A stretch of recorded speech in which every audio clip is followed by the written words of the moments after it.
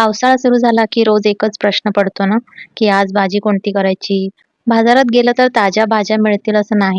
अशा वेळी आपल्या घरातले कडधान्य खूप उपयोगी पडतात. आज मी बनवतेय मोड आलेल्या मुगाची झणझणीत उसळ. कुकरमध्ये 2-3 टेबलस्पून तेल गरम करा.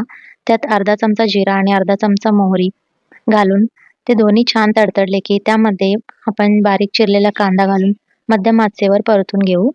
कांदा छान सोनेरी रंगाचा झाला की त्यामध्ये चिमूटभर हिंग आणि 1 चमचा आलं लसूण पेस्ट घालू. अर्धा चमचा काळा मसाला, अर्धा चमचा काश्मीरी लाल तिखट, अर्धा चमचा लाल तिखट आणि थोडीशी हळद घेतली. हे मसाले 1-2 मिनिटं छान परतून घ्या. आता अर्धा चमचा जिरा पावडर आणि अर्धा चमचा गरम मसाला घालून पुन्हा 1 मिनिटं परतून घेऊ.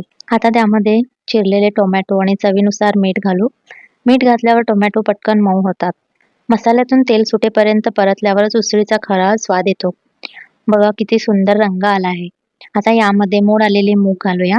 आता गरजेनुसार पाणी घाला. मी इथे जवळपास 2 कप पाणी घातलं आहे. तुम्हाला रस्सा जास्त आवडत असेल तर जास्त पाणी घाला. आता कुकरचं झाकण लावून 2 शिट्ट्या करून घेऊ. तुमच्या कुकरनुसार 1 किंवा 2 शिट्ट्या पुरेशा असतील. प्रेशर उतरल्यावर झाकण उघडा. आहा! काय सुंदर रंग आलाय. शेवटी बारीक चिरलेली भरपूर अशी कोथिंबीर घालून मिक्स करा. जर तुम्ही वजन कमी करण्याचा प्रयत्न करत असाल, जिम करत असाल किंवा प्रोटीन वाढवायचं असेल, तर ही रेसिपी नक्की करून बघा. रेसिपी आवडली असेल तर व्हिडिओला लाईक करा, शेअर करा. पुन्हा भेटूया एका नवीन रेसिपीसोबत. तोपर्यंत आनंदात राहा आणि स्वादिष्ट स्वयंपाक करत राहा. Thank you.